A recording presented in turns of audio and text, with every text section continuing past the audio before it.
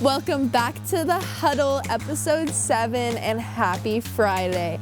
As always, I'm your host, Maya Perez, and today we unfortunately only have 2 topics for you guys, but I can assure you they are amazing, and just listen to them. Starting it off, we have Whitaker Lummish, joined by Marcellus Davis and Marcus Miles, to talk the NBA and the Dallas Mavericks and the firing of GM Nico Harrison. Whit, take it away.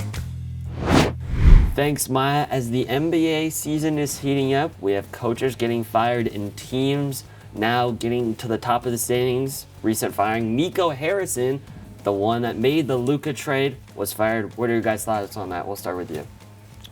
Well, honestly, I do wish he got a little bit just more time. I wish he got 1 full season. I understand the Luka trade was a horrible trade. I'm not excusing that trade by any stretch of the imagination.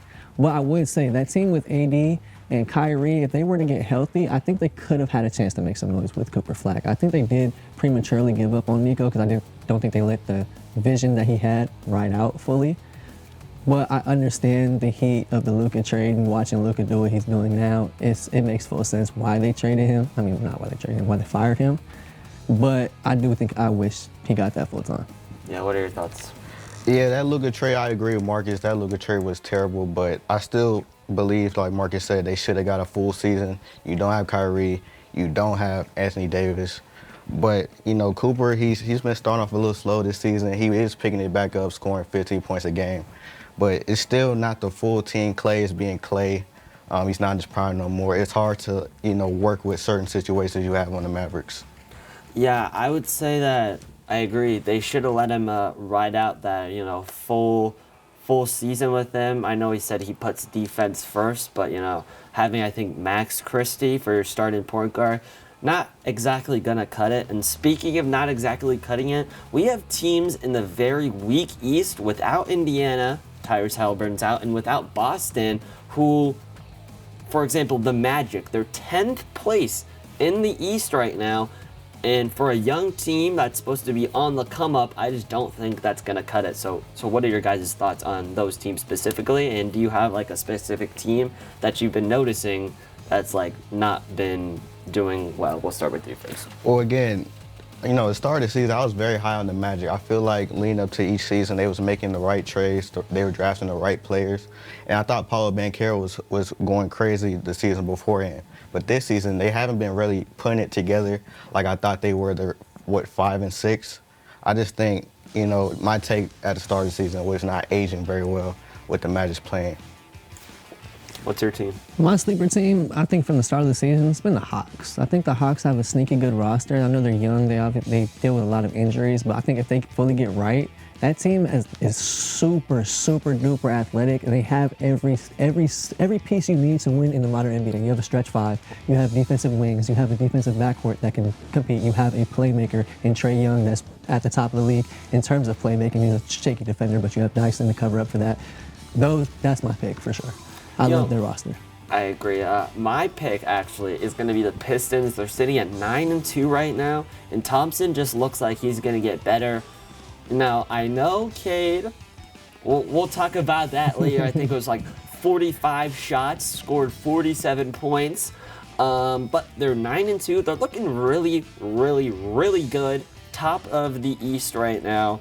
That team is just gelling. What are your thoughts on, Cade not exactly passing the ball? Only 1 by 2 to a rebuilding Wizards team. Let CJ McCollum, I think, drop also 40. So what are your thoughts on that? I think Cade, I love the confidence from Cade. I think he's really trying to come into being that one, and I think that was the statement he was trying to make, taking all those shots. I think he wants to be one of those. I know we view him as a 1, but he's in this lower category of 1s. I think he wants to be in that top category, and I think that's what he's gunning for this season. And I think this game is just an exclamation mark for that case for him. Yeah, I agree. I'm a Kobe fan, so I'm not really mad at Cade for shooting 45 shots, especially since they have a good record. They're 9-2, so they're trying to lead into the playoffs. So it's good for Cade to get those shots up and build confidence, later on in the season, because they're gonna need him for that. I mean, what do you guys think about the Rockets? I think people following that Kevin Durant trade were thinking hey, this team is gonna be probably 60 wins, and so far they haven't looked the best. I feel like maybe that's just because they're in the early season and maybe they find that stride, but like, did you guys really expect them to get off to a slow start? I kind of anticipated a slower start, maybe not as slow as what we've seen, just because they don't have a point guard. I think you need somebody that can set up your offense. I understand Sengun is a passing center, but I still think you need a guard specifically that can bring the ball up and down the court. Because Sengun, you know, he's a good playmaker, but do you really want him bringing the ball up every single possession for the entirety of an 82-game season? I don't think so. I think you need somebody. I think losing Van Fleet was a huge loss for them, and I think they're going to be one of those teams that's looking for a point guard around the deadline. What do you think? Did you expect this? Yeah, I kind of did expect this. Like, KD is a great player, but you also need somebody to give him the ball. Obviously, you said Sengun, he's a great passing center, but I think a point guard bringing the ball up the court, setting up the offense, getting it right to KD where he wants it, I think that would be worth more. Something like Reed Shepherd, I feel like the Rockets don't give Reed Shepherd a good chance to actually, you know, do his thing, you know, try to, you know, make a good impact on their offense. So I did think the Houston Rockets were going to go off to a slow start. You know, speaking from kind of the unexpected to a little more expected, Boston's hovering around that 10 to 11 seed, currently sits at 5 and 7, and I thought a lot of people were probably thinking they were going to be right around the Pacers, which I think are at 1 and 10 right now. So is this a surprise, you know, without JT? And what do you think their strategy for the season going forward should be? Should they try to make the plan, or should they try to tank for a top draft pick? Marcellus, what you think?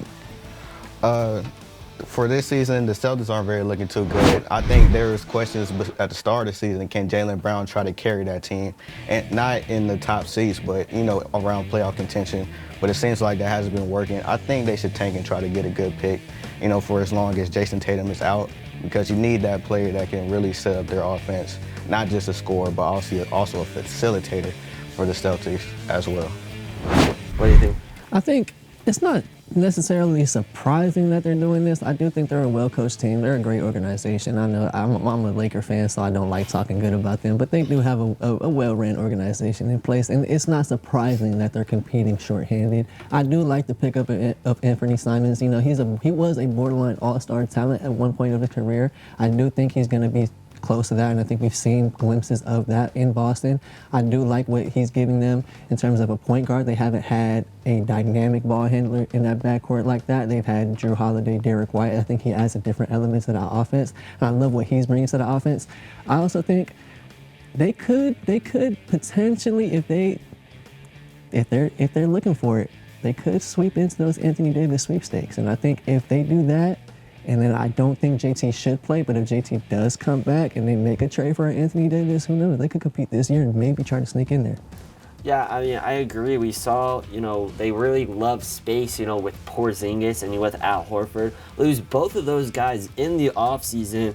I think if you bring in a guy like Anthony Davis, as long as he stays healthy, this team could, and especially when JT comes back, I think I saw a couple clips here and there of him like getting his workout in already. Yeah, and same with Tyrese Halliburton. I think I just watched a video of him trying to dunk, and which is crazy we were talking about him being out for the season.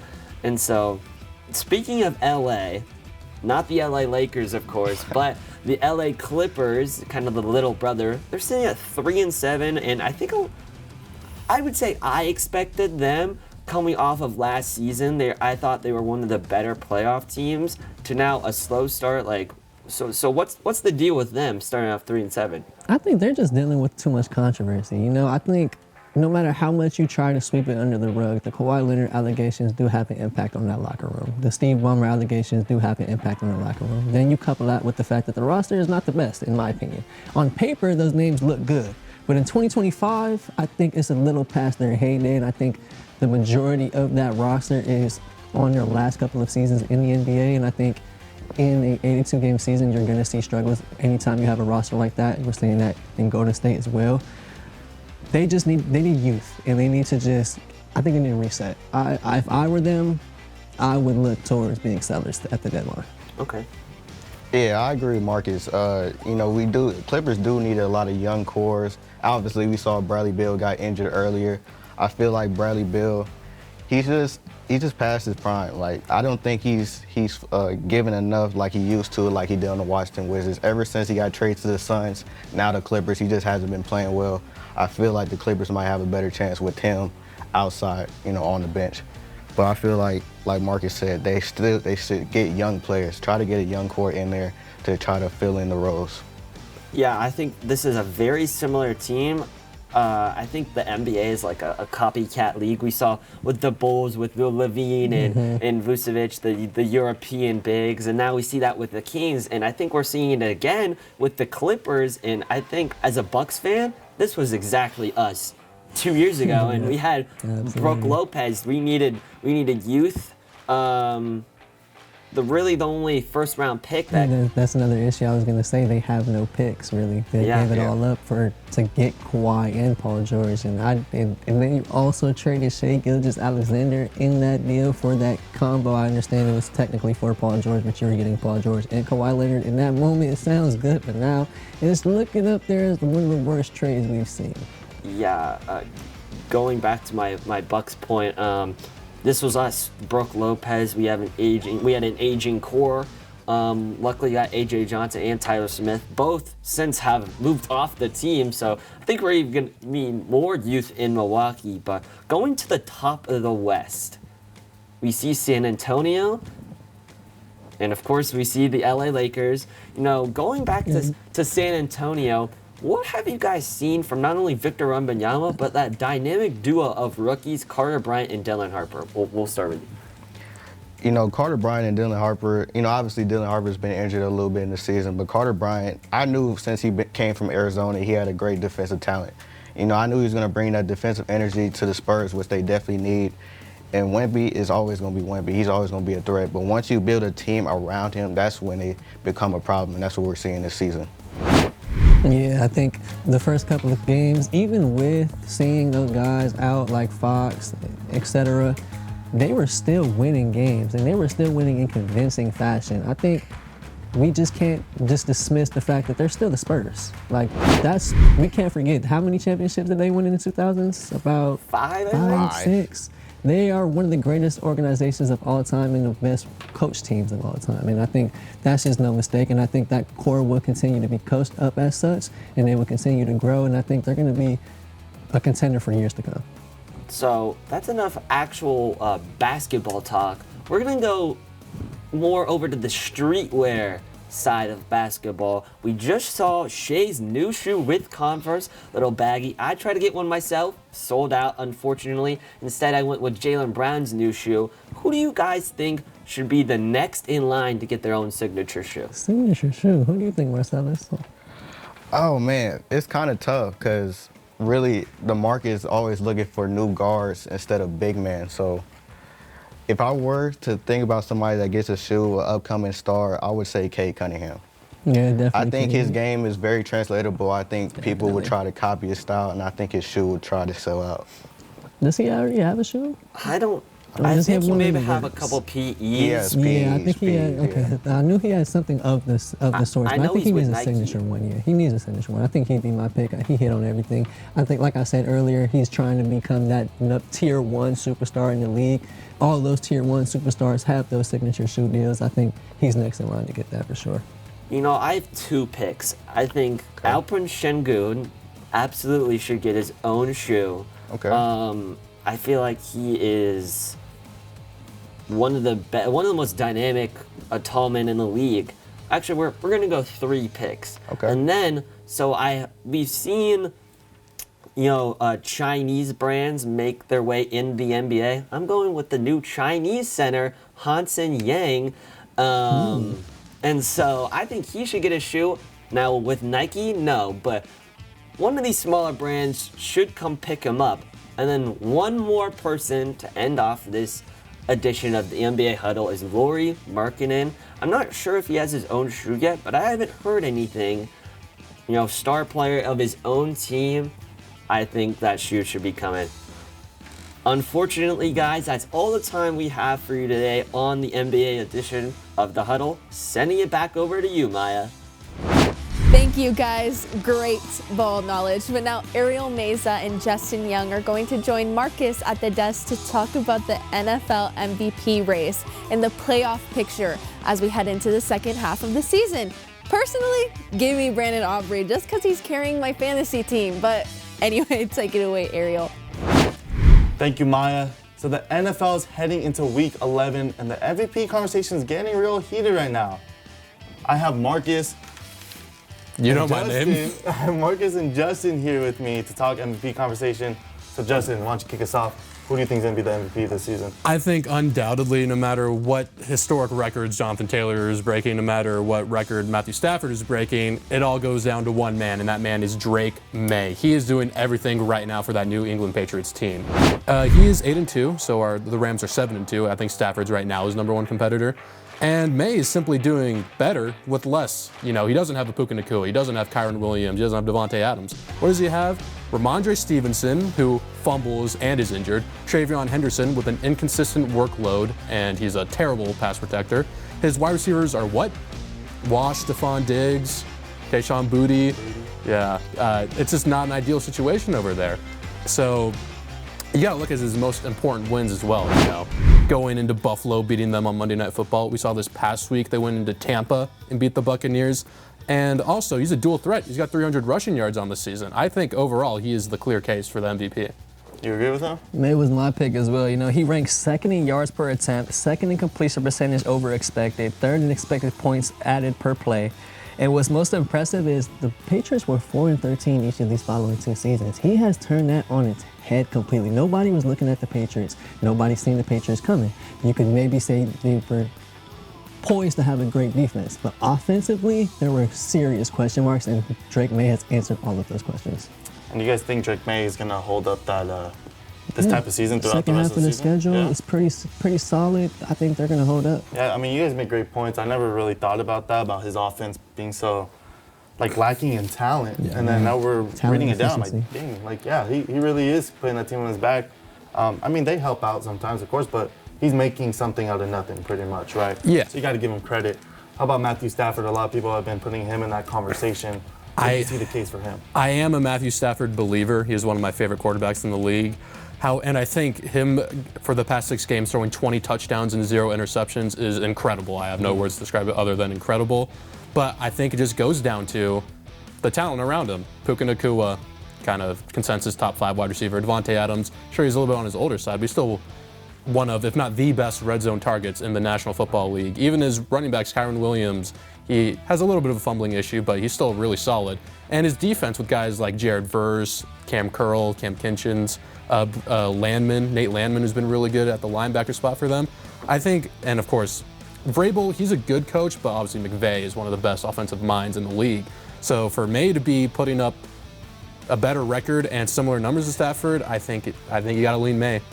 Yeah, I agree. I mean, real quick, I was just going to say that I was thinking Jonathan Taylor, but I know how this league is. Even if he has the best running back season of all time, they're going to give it to a quarterback, unfortunately. I mean, he really has to do good. But more than likely, he's going to get the Offensive Player of the Year award. Yeah, so They're gonna realistically give it to speaking, he's not going to get it, but I think he's probably the most valuable to What do you guys think about Sam Darnold in that conversation? I think he deserves to be in that conversation. Seattle 7-2, they're right there for first in the NFC. They're averaging 30 points per game, one of the best offenses in the league. I think he could be in there as well. What do you guys think? I think you got to look at some of the teams that he's played against these past couple weeks, especially the Arizona Cardinals, abysmal, and the Washington Commanders, with Lattimore being out for the season. That entire team is a mess. I respect what he's doing, Darnold, but overall, I think it's more fitting to go to a Stafford or a May, simply because JSN, another top 5 receiver, kind of like what Stafford has, that running back tandem of Walker and Charbonnet is pretty good at times. And Cooper Kupp is still Cooper Kupp. I know after that it drops off. UNLV legend Ricky White's in that room, but Shout out to Ricky White. yeah. Shout out to him. Also, the Seahawks defense is also kind of a step up from at least like the Patriots defense, with that CB duo of Tariq Woolen and Witherspoon, Devon Witherspoon. You got D-Law on there. Yeah. 2 touchdowns for DeMarcus Lawrence last game. They're looking like a force. Yeah. Yeah, they do. Seahawks look pretty good. And I think that's just this season in general, MVP conversation, even just playoff picture is a difficult conversation because so many teams look talented, look good. That leads us to our next conversation, the playoff picture. So right now, the way things are set, who do you see is falling out of that picture, or who's going to come in to that picture, maybe in that wild card spot, or even division leaders? I do not believe in the Chicago Bears one bit. They have been one of the most inconsistent teams all year. You know, they look like they're going to lose to the Giants, and they come back and win. Dayball gets canned after that. I don't believe in them long term. And even if they do squeak into the playoffs, I think they're an easy wild card loss. Yeah. Yeah, absolutely. I was going to say the Bears are my team that's going to fall out. I also think the Panthers are going to fall off. I was looking at their second half of the schedule. I think they've had some impressive wins. I think they all surprised us in the first half of this season, and even with them surprising us, they're still a measly 5-5. I think that tells you all you need to know. I think they're going to fall out. And I think a team that could sneak in there, I know you guys do not want to hear it, but it's the Dallas Cowboys. Adding Quinnen Williams, adding DeMarvion Overshown, adding Siobhan Rebel, I do think they have a chance. I'm not saying they will. But we did see it a couple years ago. Dak Prescott did put the team on his back in 2018. They rattled off 7 straight games, and they were 3-5. Just much similar to how the Cowboys are. They did not lose for the rest of the season. Actually, they lost the last game. They finished 10-6, snuck into the playoffs, and they gave the Rams a good matchup. I think they could do similar. You're talking about a couple years ago, and then you say the words 2018 to me. That is 7 years ago, man. That's when it was a 16-game schedule. That's a completely different era than what's going on right now. And for the Cowboys team, I don't care. Quinnen Williams, yes, he fills a gap, but what about Kenny Clark? If you're going to play both of them at once, I mean, I don't think that they're going to synergize pretty well. I do like Overshown. I know he's been kind of injury-plagued throughout his young career so far, and Revel is pretty solid in the secondary. But I don't think it's going to be enough, man. I mean, you go from a defense that bottom 5 we're talking about.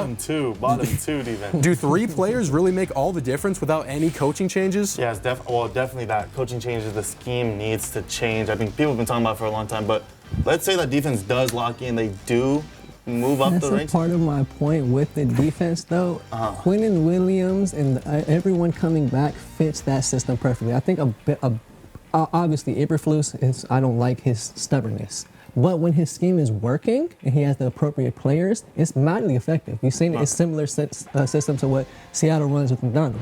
You're rushing forward, you're dropping 7 inside coverage, and you're just generating pass rush. A guy like Quinnen Williams makes that D-line work now. You have guys like Overshown able to fill in the run gaps. You have a guy like Rebel who's a great man corner.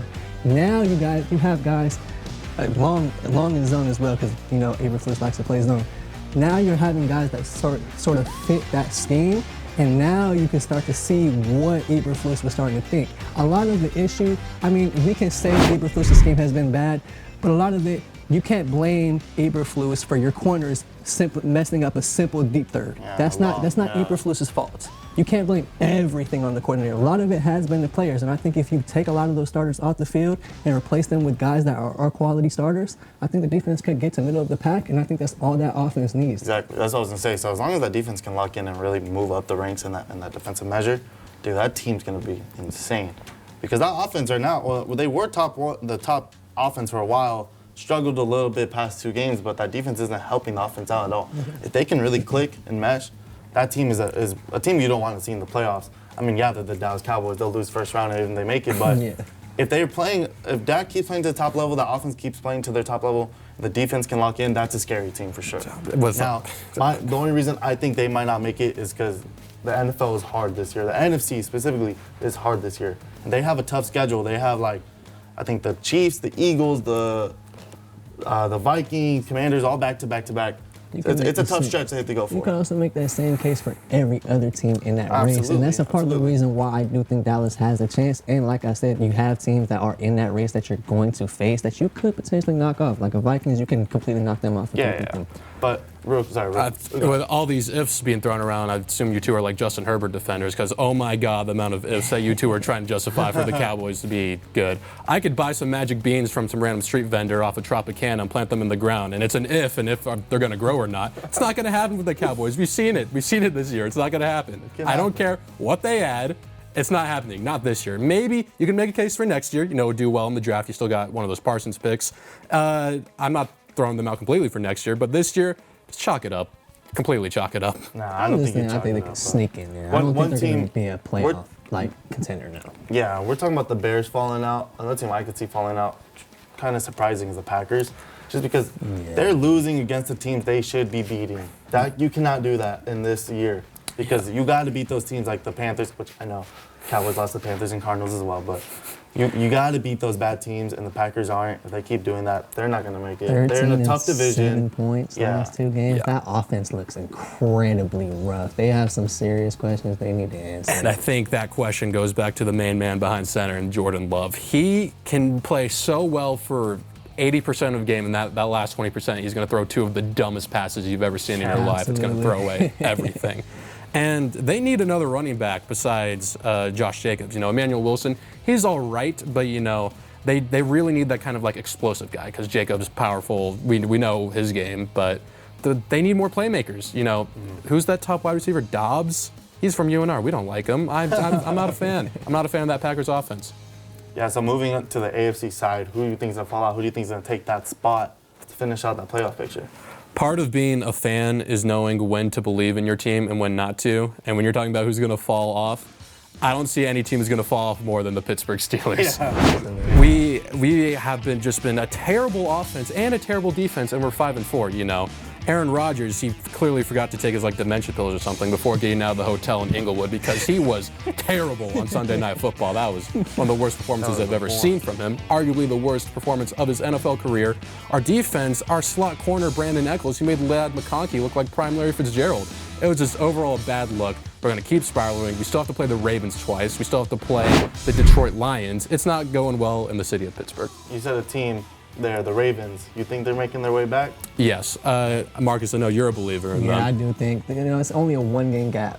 Surprisingly, with all of the stuff the Ravens have gone through this season, all of the guys being out, they're still just 1 measly game behind the Pittsburgh Steelers, and they have been twice. And they're getting healthy. I think the issue with that team was never the talent level. It was always the health this first half of the schedule. Right. And I think with them being healthy, they're going to make the push that we anticipate them to make in the first half of the season, just in the second half of the season. And I don't anticipate them losing much, if at all, this second half of the season, truth be told. I think another team you can add to that, sort of like kind of middling at the beginning, but now starting to get hot, the Kansas City Chiefs. That is a danger to the AFC if they let the Chiefs sneak in. That's good too. Even if they get like a measly 7 seed, you think, oh, they're down this year, they're going to turn up in the playoffs. We know how they are. And them and the Ravens, I think, are the 2 sleeper teams. Another team that I think could fall off, I don't know if you guys agree or not, the Denver Broncos, I think, are pretenders. That's what I was just thinking. Yeah. Do you think that the Chiefs are going to take that division back from them? No. Or do you think the Broncos are going to win it? I think the Chargers are going to win the division. Oh, wow. Yeah. I know they're a little boring. Harbaugh, good defense, run the ball, sure. But I think the Broncos are going to fall off. I think Bo Nix either needs to lock in or he's going to struggle and they're going to be first-round exits. Actually, I think I have it the other way. I think the Chargers are more likely to fall off. They just seem like sometimes they should be killing these teams. The first 2 games of the season, they looked amazing. As soon as they lost to the Giants, I feel like they've kind of been struggling here and there, but they shouldn't be. The Broncos do play kind of boring, kind of close games, but they always find a way to win, and I think that's what's going to take them over that hump to get them as the division winners, top seed, home advantage. So that's where I see it. But I don't think the Chiefs are going to come back and win the division. Hopefully not. Hopefully, yeah. Hopefully not. I definitely think, you know, it's tough between the Chargers and Broncos. They're 2 inconsistent teams. You know, like each week you don't know what you're going to get with them on the offensive side of the ball. And I think if I'm just looking at each of the defenses, I do lean towards the Broncos defense a lot more. I do think they have a lot more playmakers on that side of the ball, and I do love the home field advantage they do have being in Denver. I don't think the Chargers have that being in LA at all. And I think in the second half of the season, that's gonna pay the biggest difference. And I think that's why I give them the edge. Yeah, actually, I used to live in Denver. I used to live right next to that stadium. Yeah, crazy, isn't it? Yeah, it's crazy, and that the weather is crazy. So for opposing teams to come there, it's hard. The altitude, but you see a lot of their fans walking away sad when you live next to them, so it's pretty funny. You have something to say real quick before we go? And I was going to mention the altitude thing. You know, some players, this is years ago, Ryan Clark couldn't play there because he had sickle cell disease and couldn't play in a wild card game where Demaryius Thomas scored an 80-yard touchdown. But besides that, that's a personal tangent. Yeah, but like you said, the Chargers don't really have a home field advantage. They're not even really from LA. They're San Diego deep down. You need those small edges in the second half of the season when races are tight as can be. Right. But yeah, that's all we have today for the NFL part of the Huddle. Thank you guys, and back to you, Maya. Y'all hated on the Bears too much, and Justin, chill out on them boys now. But thank you guys for talking a little bit extra today. But everyone, make sure to follow all of our socials, and I cannot wait to see you guys next Friday on The Huddle. As always, I'm your host, Maya Perez. Bye now.